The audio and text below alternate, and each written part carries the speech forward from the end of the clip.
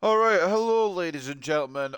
It's been a bit, to say the least. It's been a little while, innit? We haven't streamed in about a month and a half, and with the Premier League coming back, I am probably, I wouldn't say streaming more, but I'm gonna be doing well. I'm gonna try again with the game week predictions. I always give up after like week 4 or something, but I'm gonna try this year to stick to it.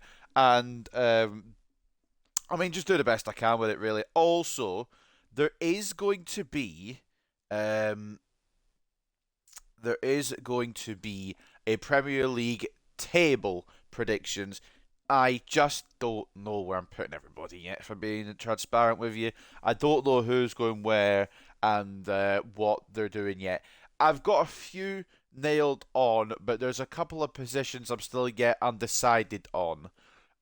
So I haven't decided them yet. Before we go into this, it says 10 p.m. on the game jam thing. It's just a nitpick thing for me. I don't even know when the game's taking place tomorrow. I think it's at 8 p.m., but it won't let me switch it for some reason. So I guess we're going with that.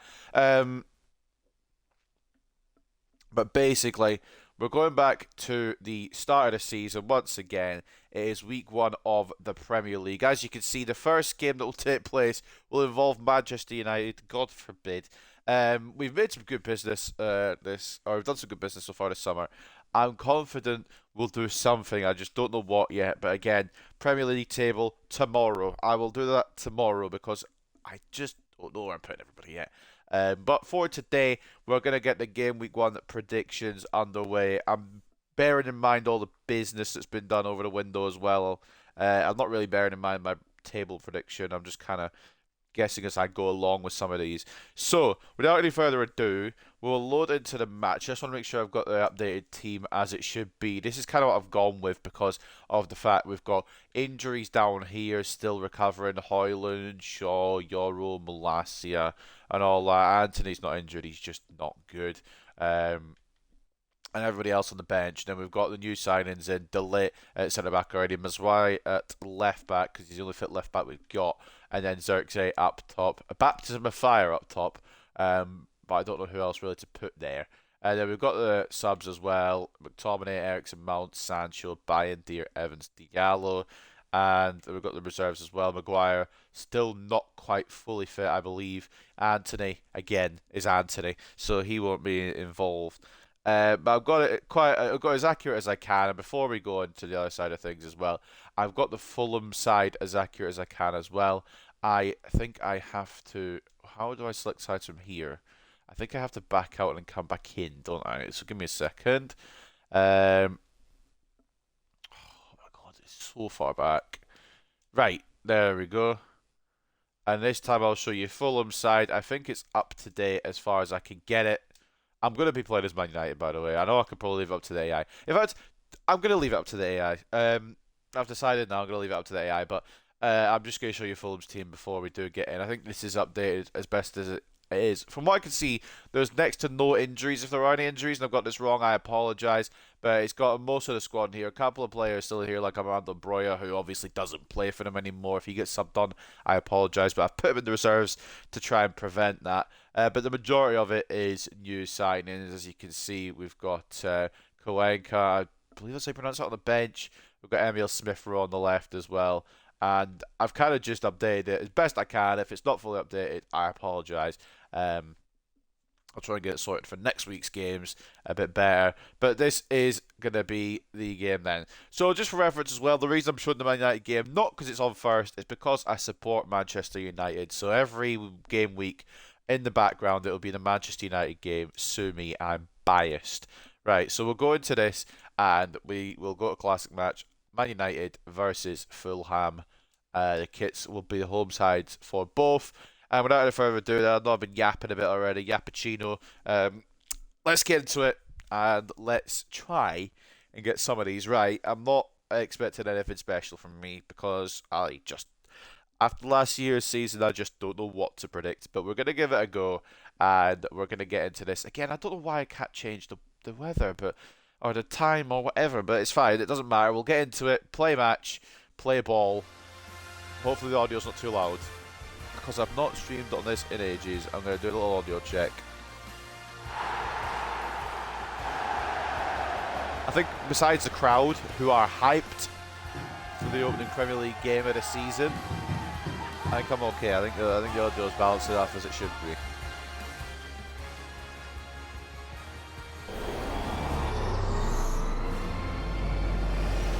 Is that the lit as the fucking Tifo? He's just got here.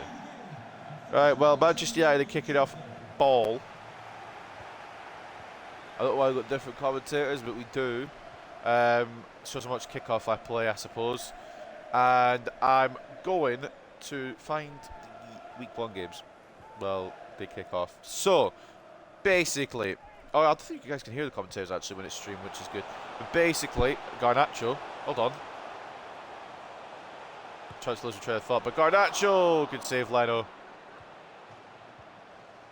I believe that is going to be a corner. But anyway, getting off that topic and getting on to the actual score predictions. I'll put these in the description of the video as well, if necessary, if you can't really keep up with what I'm saying. Hold on, bear with me. Poor cross, but it's fine. It is a-okay. I'm going to make a new notepad thing for these, because I forget otherwise.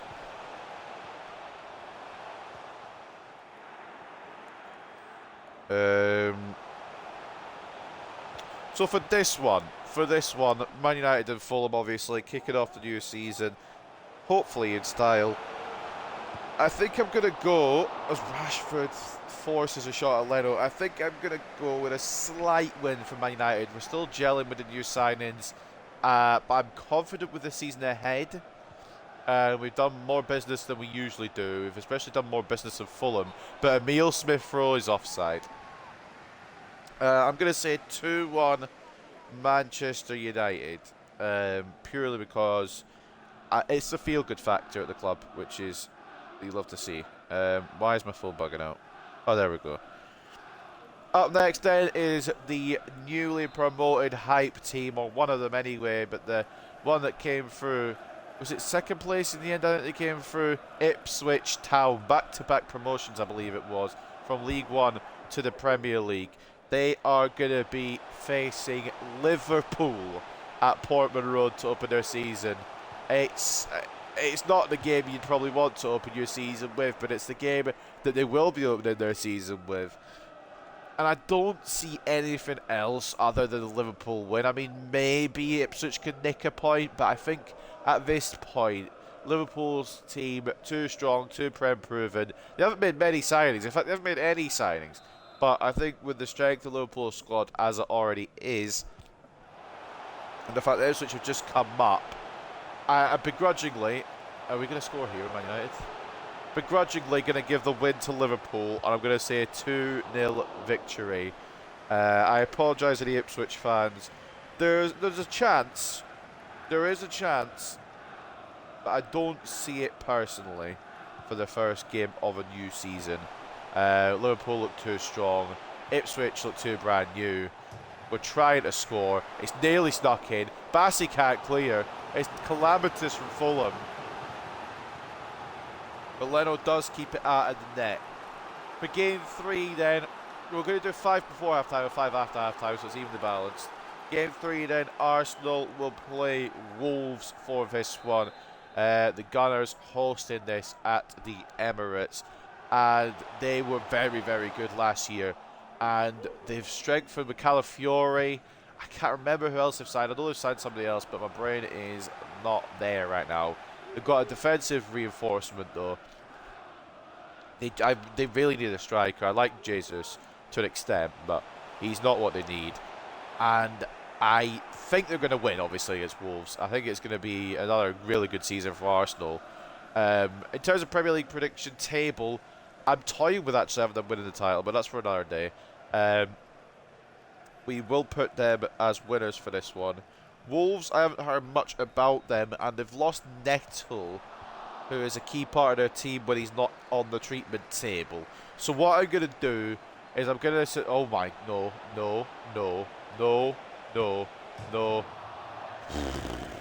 Fulham at the crossbar. Arsenal are going to win, and it's going to be, I think it's going to be a 2-0 win again. Actually, I'm going to put 3-0 for Arsenal, because they do look strong. They look good in pre-season. And again, I don't know much about what Wolves have done. I will do a bit more research before tomorrow for the Premier League table predictions. Right, game number 4 then. Everton host Brighton. Now, this is a difficult one because Everton, they've made some good moves from what I've seen, but they've also lost a couple of... Well, they've lost Onana, is the main... not the one we've got, obviously, the different one. Amadou Onana. They've lost him, and they might be getting another points deduction. So it's kind of like, will that ruin their morale? Will they be able to gel together again this season? They need a bit more hopes from their strikers this season as well. I must admit, Beto didn't highly impress me, and I don't know if they have the quality up front. They've got no... Oh, they have got Neil Mapai back. I don't know what they're doing with him, but he seemed to show flashes of brilliance for Brentford. But does he have enough to keep Everton up with goals? Probably not. It's going to be a tough season for Everton. And Brighton, I don't know how they're going to do with a new manager. It's going to be a close one, this. I don't have the balls to say it's going to be a draw. I think Brighton will win 2-1 away from home. Again, I don't know what Everton are going to do. And after I've done a bit, I probably should have done this after the Premier League table, to be honest. I've done my research and I'm ready to go, but I haven't done that. As Mazraoui bursts into the box and gets tackled by Calvin Bassey. For the final game then before half-time, Newcastle take on the playoff winners of last season, Southampton.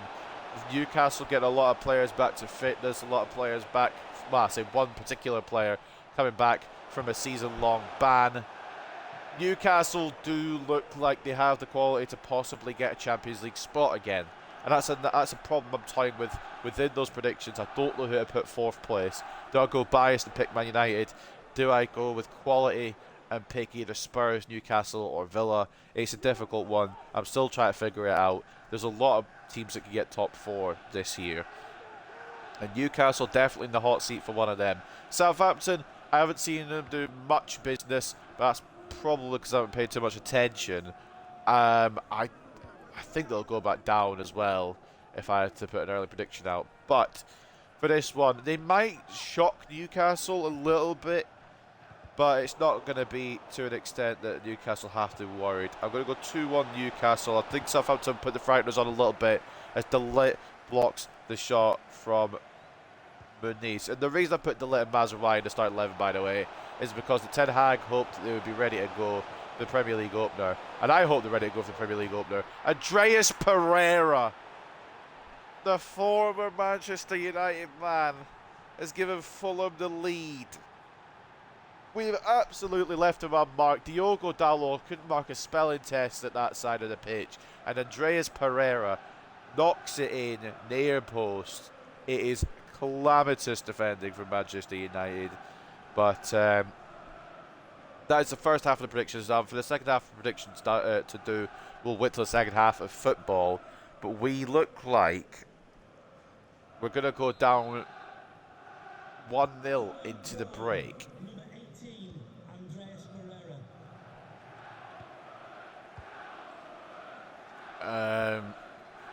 Yeah, it's not the greatest of starts. We've had a lot of the pressure. We haven't made it count. It seems to be the story of Man United on the attack a lot of the time. Rashford, Fernandes, Zirkzee. Oh, it's saved at the impost by Leno. Will we start Zirkzee? I don't know. We can't start Højlund, still recovering from injury. And we don't really have any other options. Wheatley isn't good enough. Rashford, just wide of the post.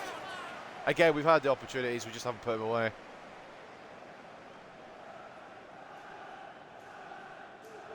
It is a difficult one in this simulation, but so far we've got the first five score predictions down.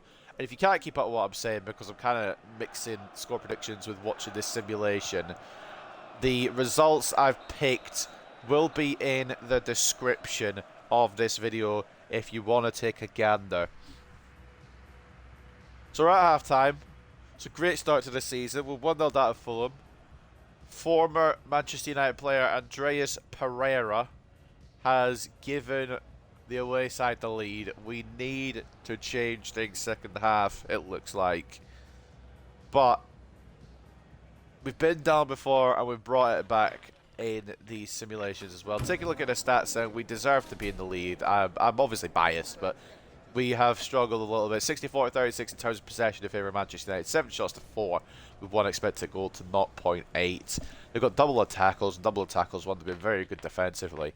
And it's going to be up to the game to decide whether it's going to be changed at half-time, what's going to happen. But we're going to go into the second half, get the second load of score lines ready to go, and see if Manchester United can turn us around on the simulation. So, for the next game on the list then, it is Nottingham Forest versus Bournemouth. Forest are a team that I was toying with to go down if I'm being transparent.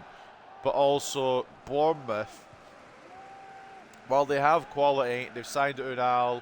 I think they've got Sinistera on a permanent now. Maybe they already did. I don't really keep up with Bournemouth's activities. They've lost Dominic Solanke. They've lost their 19 or 20 goal machine from last year as Robinson fouls Xerxes there. Can they adjust? I think that they will adjust. Not immediately, but I think they will adjust. Unal is a permanent signing now, by the way, as well, I should clarify. And he has a goal-scoring knack. Does he have it to the level of what Solanke did last year? Maybe not. But I'm confident that Bournemouth will win this. It's not going to be too... It's going to not be too big of a win. It's going to be a slender win, in my opinion.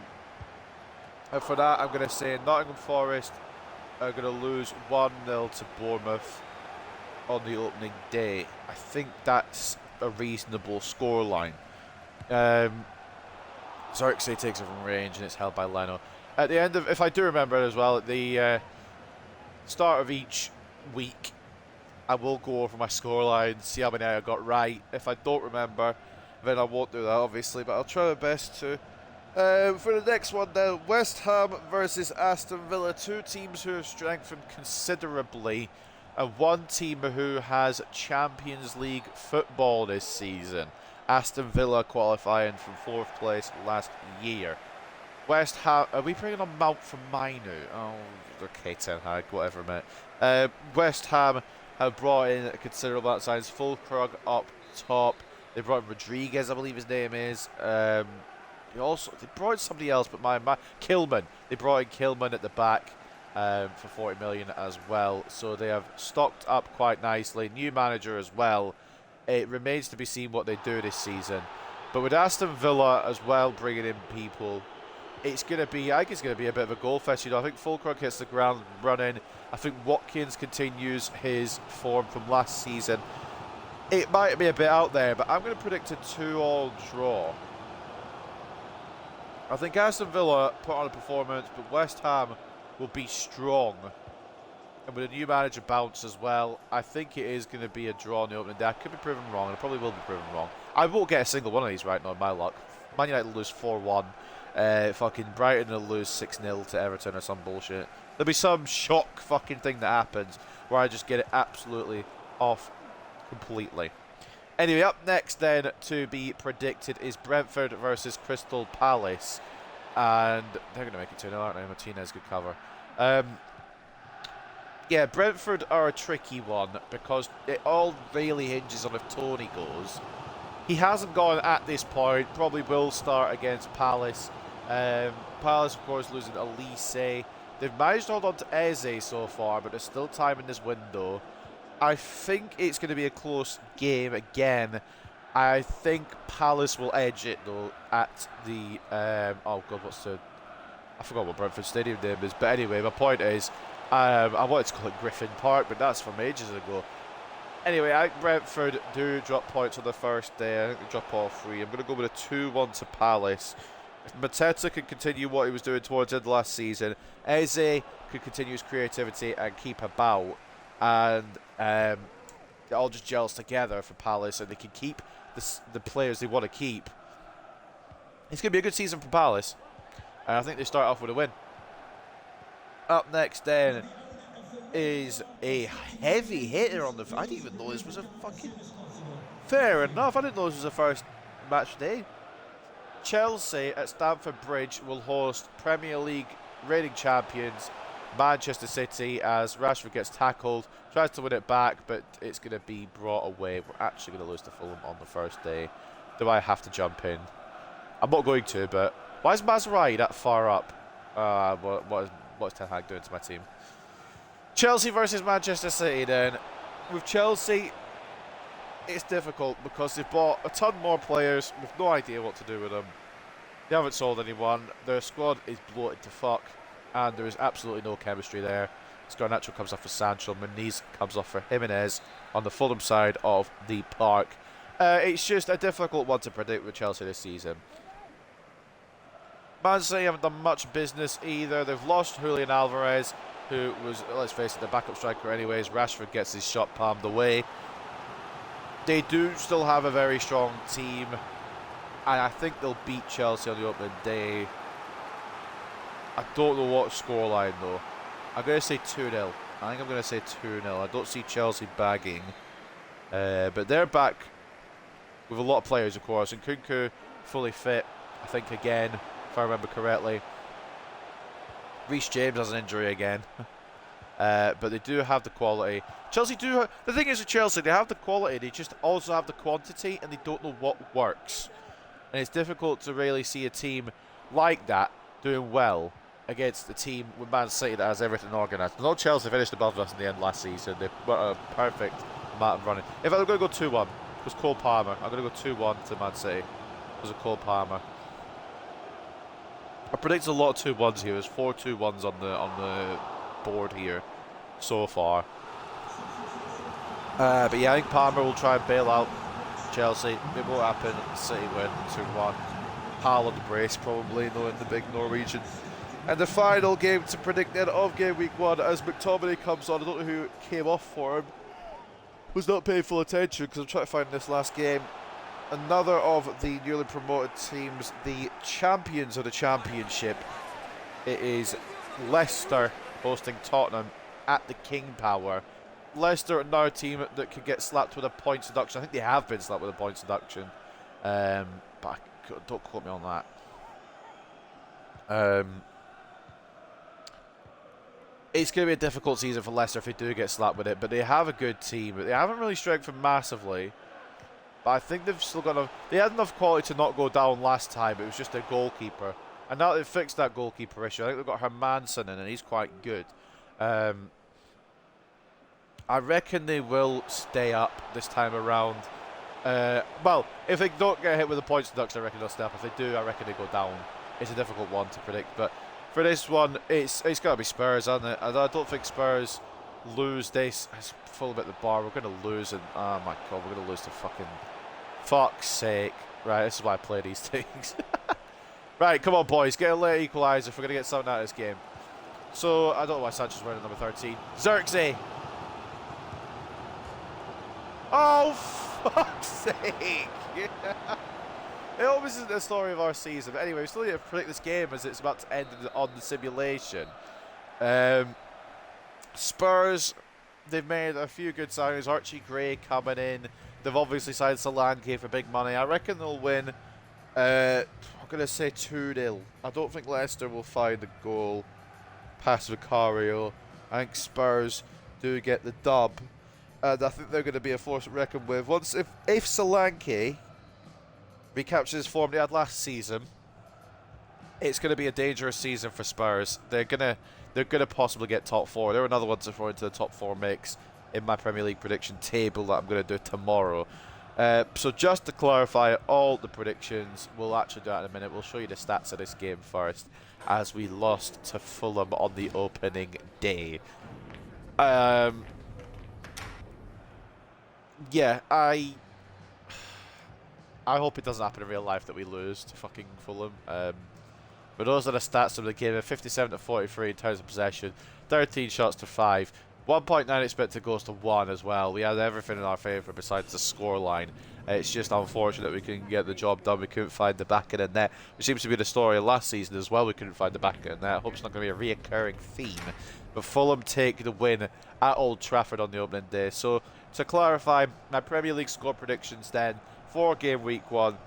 I've put in, to contradict what's on the screen, I've put Manchester United 2, Fulham 1, Ipswich 0, Liverpool 2, Arsenal 3, Wolves 0, Everton 1, Brighton 2, Newcastle 2, Southampton 1, Nottingham Forest 0, Bournemouth 1, West Ham 2, Aston Villa 2, Brentford 1, Crystal Palace 2, Chelsea 1, Manchester City 2, and Leicester 0, Spurs 2.